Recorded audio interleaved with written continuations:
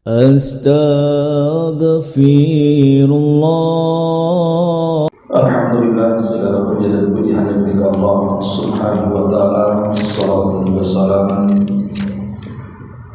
kita hadiahkan kepada Rasul kita Nabi besar Muhammad sallallahu alaihi wa ala alihi wasallam. Selanjutnya kajian kita masih membahas tafsir singkat dari surah Al-Baqarah, dan kita masuk pada ayat ke-168 dan seterusnya. A'udzu billahi minasyaitonir rajim. Bismillahirrahmanirrahim. Ya ayyuhan nasu kulu mimma fil ardi halalan thayyiban wa la tattabi'u khutuwatis syaitan innahu lakum aduwwun mubin. Innama ya'murukum bis-su'i wal fahsya'i wa an taqulu 'ala Allahi ma la ta'lamun. Wa idza qila lahum ittabi'u ma anzalallahu qalu bal nattabi'u ma alfayna 'alaihi aba'ana awalau kana aba'uhum la ya'qiluna syai'an wa la yahtadun.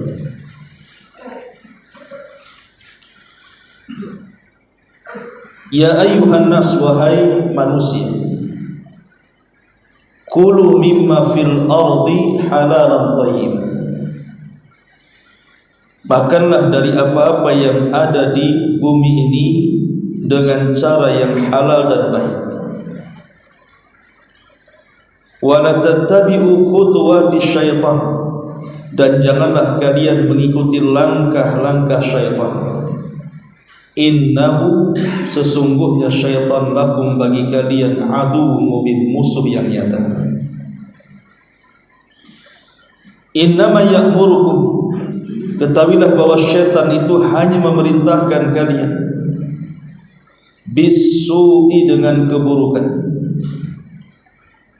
wal fahsya, dan kekejian, wa an taqulu 'ala Allah, dan agar kalian mengatakan terhadap Allah ma la ta'lamun, dari apa yang kalian tidak tahu. Di sini Allah Subhanahu wa taala menyeru semua manusia, ya ayyuhan nas. Padahal surah Al-Baqarah ini dia adalah surah Madani.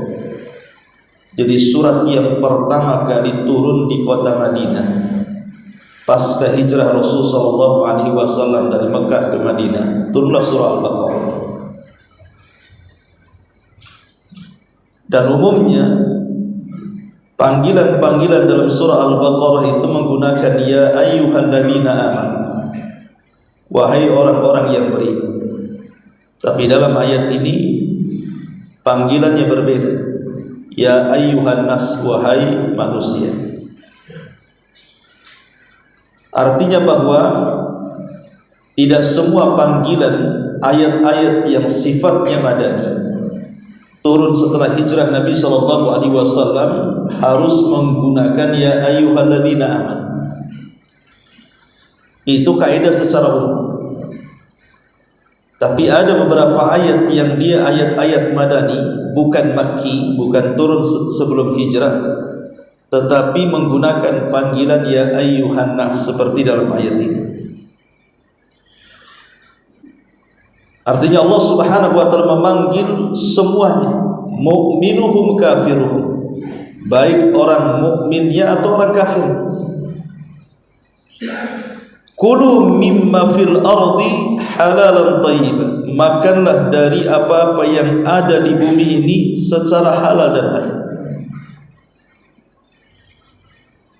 Dari sini ada kaidah para ulama bahwa asal dari makanan atau minuman itu halal dimakan, kecuali yang diharamkan Allah Subhanahu wa ta'ala dan juga Rasul. Dan dari sini juga mengatakan bahwa sesuatu yang halal itu jauh lebih banyak dibandingkan yang haram, dan sesuatu yang baik itu lebih banyak dibandingkan yang buruk. Di sini Allah Subhanahu wa taala ceklik hebat di kota Madinah. Kemudian Nabi SAW keluar di waktu yang manusia tidak keluar, siang hari, karena memang cuaca sangat panas sekali.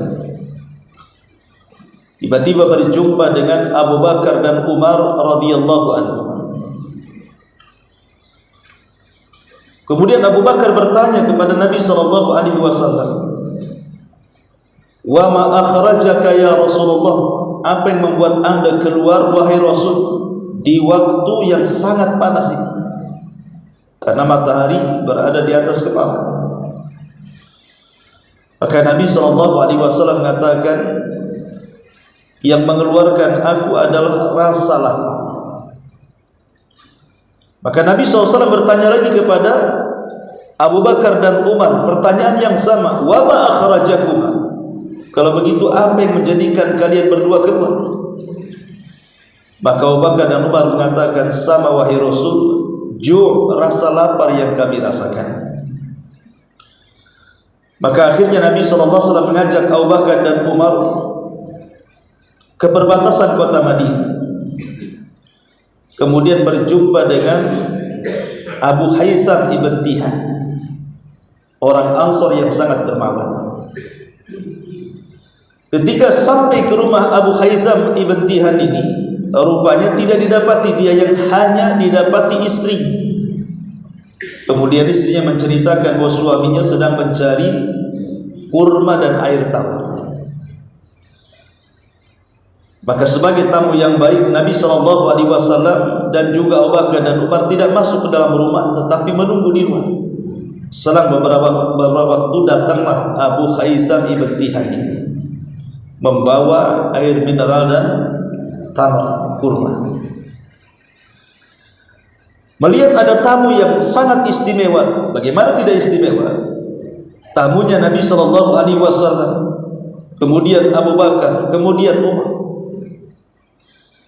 Maka kemudian Abu Haytham ibn Tihan ini mengambil sebilah pisau dan hendak menyembelih salah satu kambing yang paling baik, halu, kambing yang sangat baik sekali kalau kita katakan pejantannya. Maka Nabi SAW melarang, jangan kau sembelih, tapi sembelilah kambing yang ini yang kurus.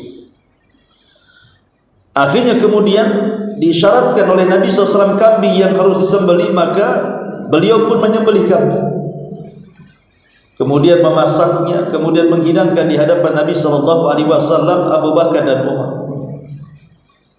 Ketika dihidangkan itulah Abu Haytham bin Tihan mengatakan kepada Nabi SAW, Abu Bakar dan Umar, makan. Di depan kalian sudah ada kambing, tamar dan air mineral.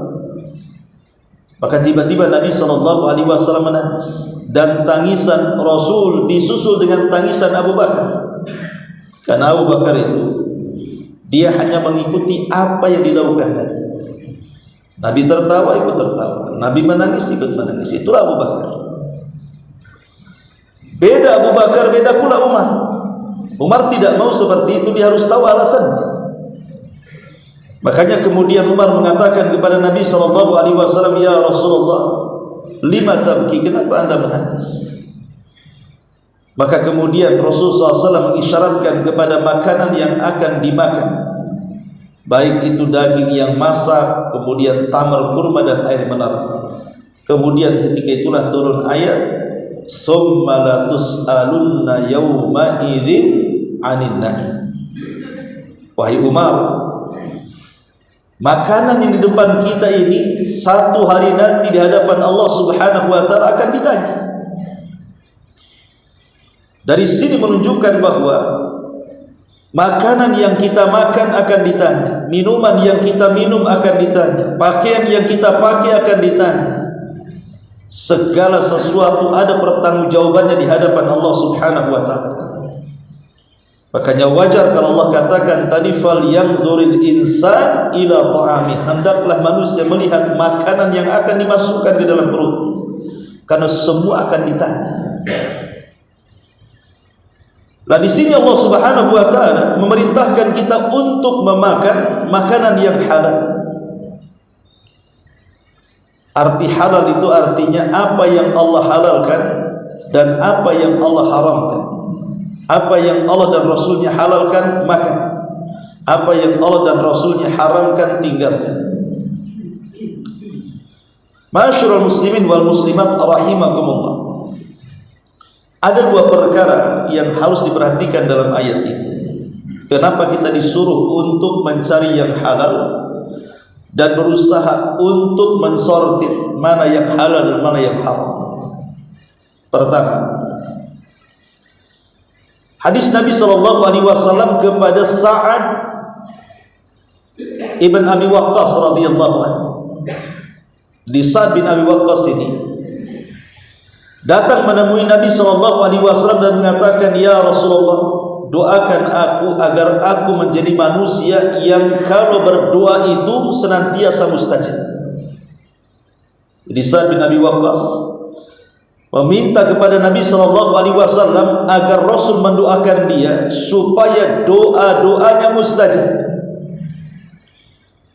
Maka Nabi SAW mengatakan kepada Sa'ad bin Abi Waqqas, "Ya Sa'ad, atib mat'amaka takun mustajabatan liddu'a." Wahai Sa'ad, perbaiki makanan. Wahai Sa'ad, perbaiki makanan. Apa yang kau makan, hati-hati, jangan memasukkan yang Allah haramkan, masukkanlah yang Allah halalkan. Jangan memasukkan perkara syubhat, masukkan yang jelas. Maka engkau akan menjadi manusia yang paling mustajab doanya. Subhanallah, indahnya perkataan Nabi SAW. Rasul tidak mengatakan kepada Sa'ad, "Baik ya Sa'ad, kalau begitu saya akan berdoa kepada Allah, mudah-mudahan doamu senantiasa diijabah." Kalau itu jawabannya, berarti satu-satunya manusia yang diijabah doa hanyalah Sa'ad bin Abi Waqqas. Tapi Nabi SAW itu umatnya banyak. Dia bukan hanya memiliki umat Sa'ad bin Abi Waqqas saja, tapi kita semua adalah umatnya. Sejak zaman para sahabat sampai hari kita ini, bahkan sampai kiamat dibangkitkan, semua adalah umat Nabi SAW. Makanya Nabi SAW menjawab secara umum, bukan secara khusus, dan mengatakan, "Ya Sa'ad, atib mat'amaka, perbaiki cara makan." Rasul menjawab dengan umum.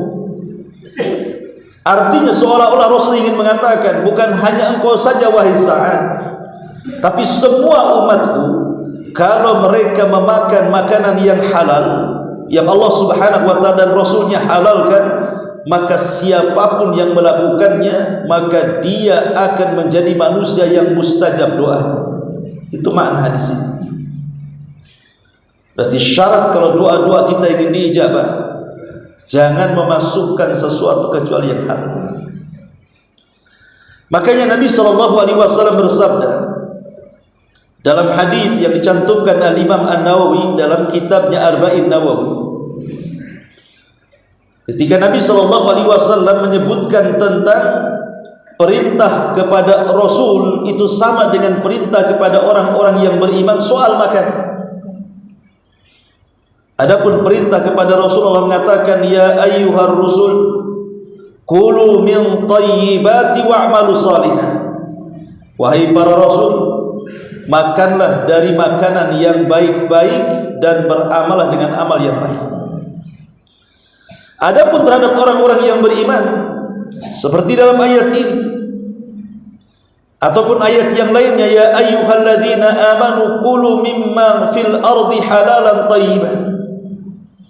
Wahai orang-orang yang beriman, makanlah dari apa-apa yang di bumi ini sesuatu yang halal dan baik. Kemudian Rasul menyebutkan seorang laki-laki yang safar begitu jauh, di mana rambutnya acak-acakan, kemudian juga pakaiannya compang-camping, kemudian dia merasa letih, merasa susah hidupnya, mengangkat kedua tangan kepada Allah, kemudian merengek di hadapan Allah dan menyebut kalimat Rabb, ya Rabbi, ya Rabbi. Tetapi dengan khusyuknya orang ini berdoa, tidak ada tanda-tanda orang ini akan dijabah doanya. Padahal dia sudah mendatangkan 5 syarat dalam berdoa. Pertama, dia seorang musafir, dan seorang musafir itu kalau berdoa mustajab doanya. Yang kedua, dia orang susah, dan doanya orang susah itu mustajab doanya. Kemudian yang ketiga, dia mengangkat kedua tangannya, dan mengangkat kedua tangan dalam doa masalah itu mustajab doanya, sebagaimana Rasul mengatakan, innallaha hayyun karim yastahi min abdihi idza rafa'a yadayhi an yaruddahu masifra. Allah itu zat yang maha pemalu lagi maha pemurah, dan Allah malu kalau ada hambanya mengangkat kedua tangannya kemudian dibiarkan kosong. Allah malu, menunjukkan mengangkat kedua tangan dalam doa masalah itu syarat dari mustajab doa. Kemudian orang ini boleh merengek-rengek seperti anak kecil meminta sesuatu kepada orang tuanya, dan hamba ini juga menyebut kalimat Rabb, ya Rabbi, ya Rabbi. Dia tidak menyekutukan Allah subhanahu wa ta'ala. Memang dia berdoa kepada Allah subhanahu wa ta'ala, Rabb kita semuanya. Tapi 5 syarat sudah terpenuhi, doanya tidak dikabulkan. Ada apa dengan doanya? Maka Nabi SAW menyingkap rahasianya. Kata Nabi SAW, wa mat'amuhu haramun, wa mashrabuhu haramun, wa malbasuhu haramun, fahudiya bil haram, fa anna yustajabu lah. Bagaimana orang ini akan dikabulkan doanya, kata Rasul, sementara makanan yang dia makan haram, minuman yang ia minum haram, pakaian yang ia pakai dibeli dari hasil haram, dan daging yang tumbuh dalam badannya itu dari hasil yang diharamkan Allah subhanahu wa ta'ala. Bagaimana akan dikabulkan doanya?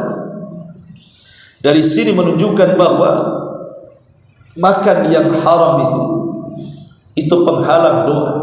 Mafhum mukhalafahnya berarti memakan yang dihalalkan Allah subhanahu wa ta'ala, meminum yang dihalalkan, membeli pakaian dari benda-benda yang dihalalkan, itu salah satu syarat mustajab doa. Maka kalau doa-doa kita ingin dikabulkan oleh Allah subhanahu wa ta'ala, maka makanlah dari makanan yang baik.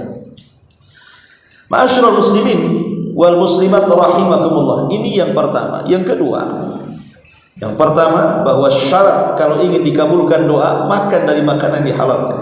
Yang kedua, terkadang kalau kita sudah menjadi orang tua, menginginkan keturunan kita ini baik.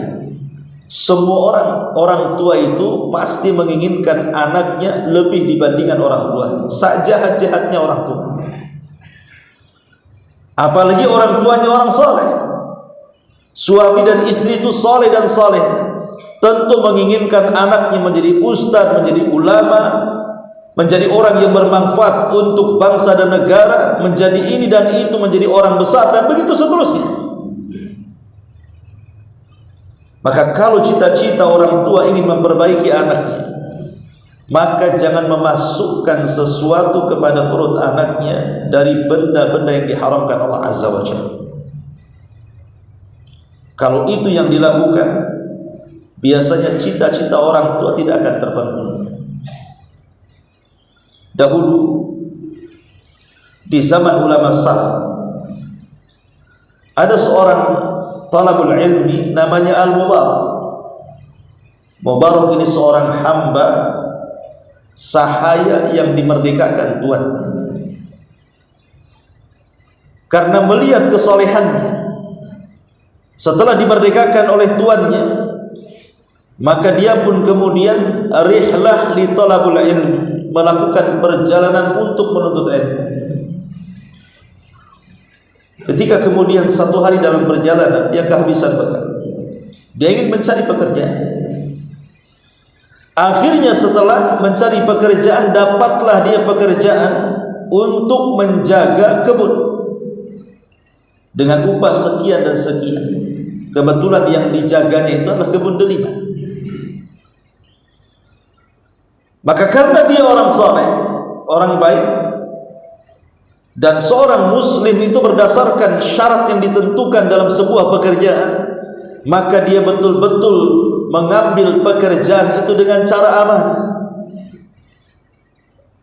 Satu hari setelah lama bekerja di kebun itu, datanglah majikannya.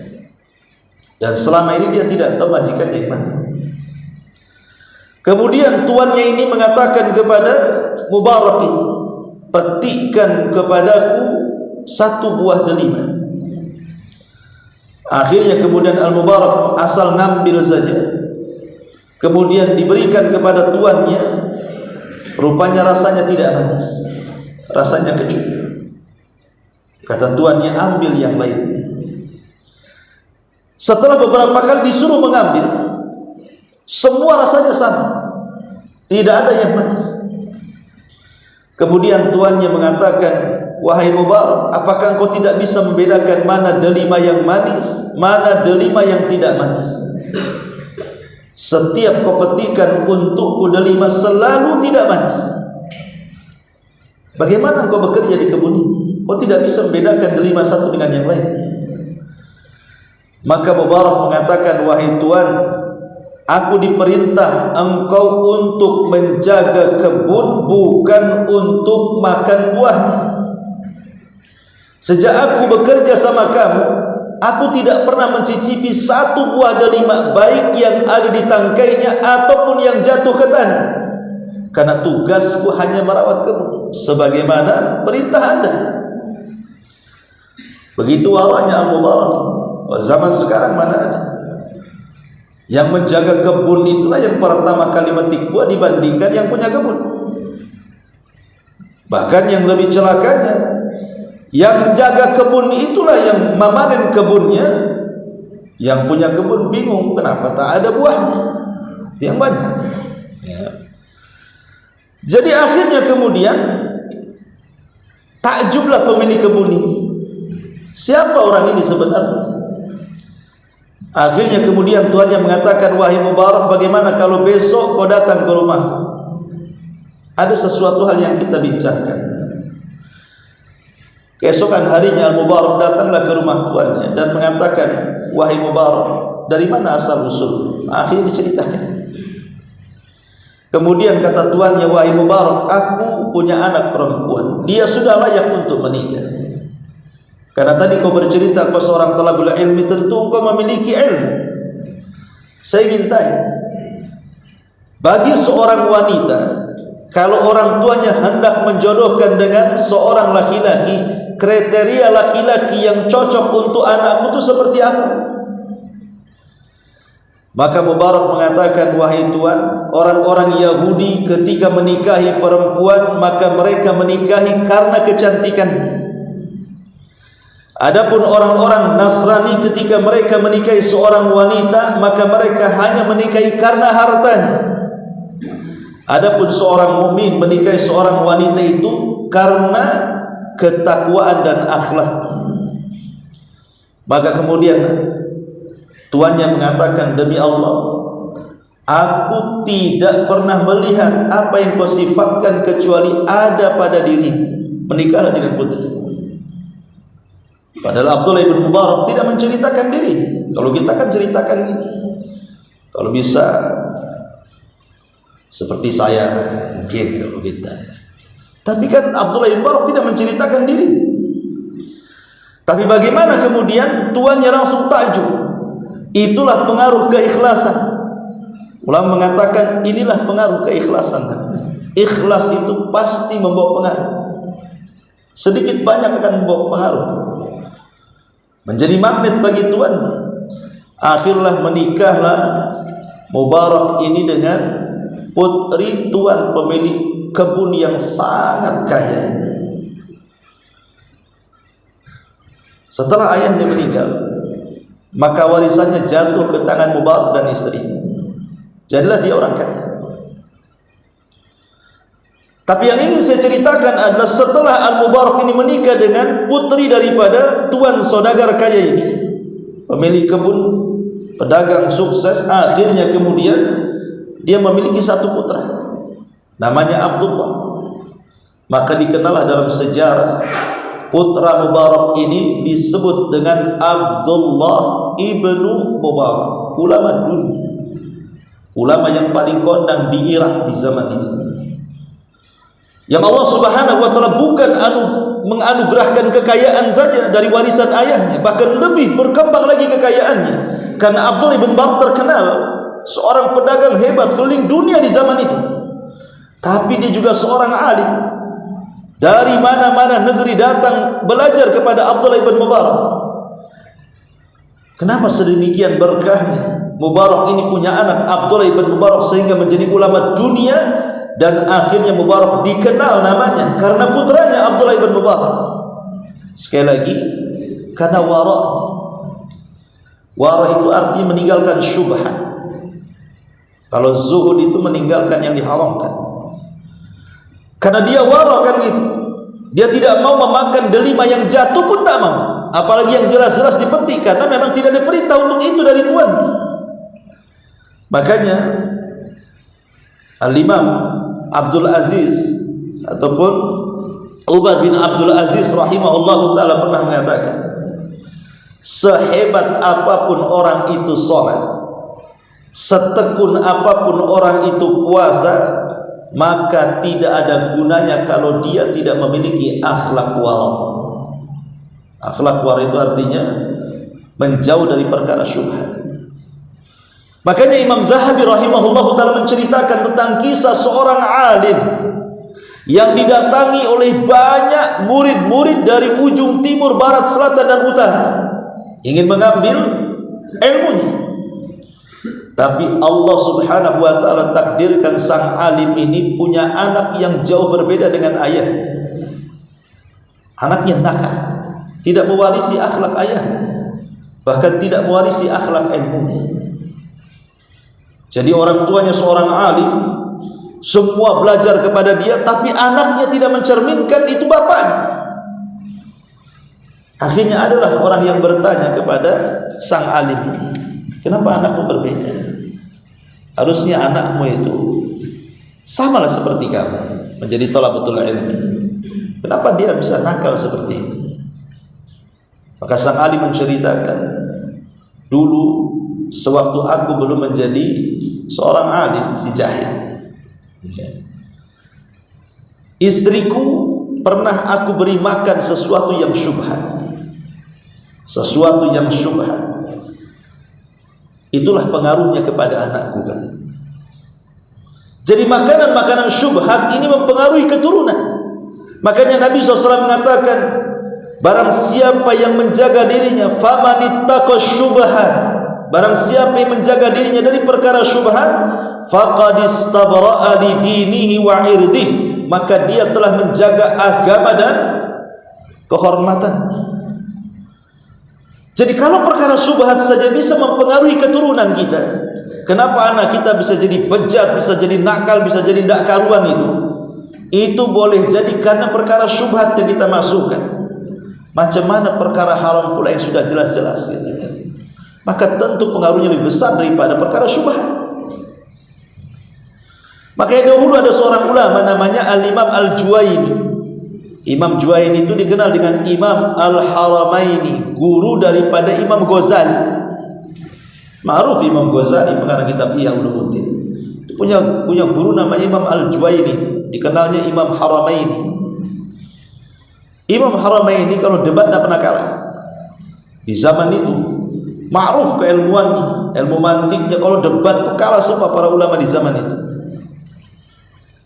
Tetapi ada kekurangan saat berdebat. Dia selalu kepleset lidahnya. Kemudian ketika ditanya, kenapa orang sealim engkau, secerdas engkau, tapi kalau ngomong itu kadang-kadang kepleset. Jadi Imam Al-Juwaini atau Imam Haramaini, guru daripada Ghazali ini, bercerita dulu, aku punya ayah. Ayahku tidak suka kepada istriku, kepada ibuku, istrinya, untuk memakan makanan yang diberi orang lain. Jadi kalau ada makanan, tetangga ngasih makanan, siapapun yang ngasih makan, ayahku melarang. Karena ayahku bukan tidak menghormati makanan yang diberi tetangga atau orang lain, karena dia takut makanan yang diberi itu boleh jadi dari hasil syubhat, boleh jadi dari hasil haram, boleh jadi hasil yang gak jelas. Ya diterima tapi tidak dimakan. Karena dia punya cita-cita ingin mencetak keturunan yang baik. Jadi dia bernadar untuk tidak memasukkan apapun perkara syubhat, apalagi yang haram, ke dalam perut istrinya. Jadi betul-betul harus dari keringat dia. Ma'asyiral muslimin yang dimuliakan Allah Azza wa Jalla, akhirnya Allah takdirkan ibuku hamil dan melahirkan diriku. Di waktu bayi, ibuku selalu menjaga, tapi satu hari ibuku lengah, membiarkan aku menangis sementara dia sibuk dengan pekerjaan rumah. Lewatlah seorang jariyah, seorang budak wanita tetangga, lewat di situ, melihat anak bayi, dan dia pun punya anak bayi, sedang menangis. Dikiranya mungkin bayi ini sedang kehausan, jadi dia letakkan, jagalah Allah, niscaya Allah akan bersamamu. Allah itu perbaiki rumah itu. Baru dijelaskan rumah ini pemiliknya adalah dua anak yatim yang ada di kota. Orang tuanya soleh dan soleha, maka kita harus menjaganya. Bagaimana Allah Subhanahu wa ta'ala mengirim sekelas Nabi Musa dan sekelas Nabi Khidir kepada dua anak yatim untuk menjaga rumah yang hampir robah, dikarenakan kedua orang tuanya soleh dan soleh sewaktu hidupnya. Sekarang kedua sudah mati. Karena dalam bangunan yang diperbaiki itu ada harta karun yang kalau seandainya diketahui orang-orang tempatan situ, maka akan diambil. Maka oleh Musa dan Khidir dijaga. Siapa yang menyuruh menjaganya? Allah Subhanahu wa ta'ala. Makanya kalau kita ini mau memperbaiki keturunan, maka makanlah dari yang dihalalkan Allah Subhanahu wa ta'ala, jauhi yang diharamkan Allah Azza wa Jalla. Itulah dua perkara yang harus diperhatikan. Kemudian Allah mengatakan halalan thayyibah. Halal ma'ruf. Thayyibah ini menjadi khilaf para ulama, apa makna thayyibah. Ada yang mengatakan thayyibah itu, kata Imam Syafi'i rahimahullah, maksudnya yang lezat, jangan asal dimakan, nanti takutnya dibuang jadi mubadzir. Ini makna yang pertama.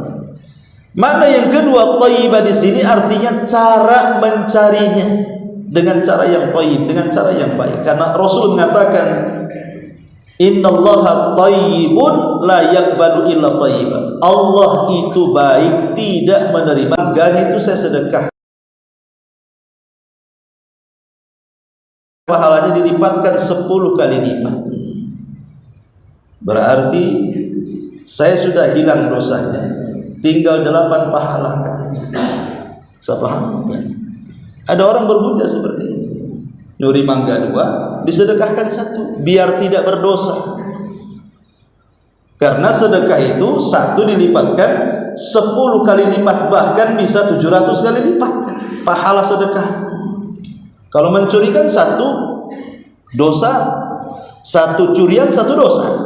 Berarti yang dosa, 2 dosa ini dihapus dengan yang 2 dari 10 pahala itu. Berarti saya masih punya 8 pahala.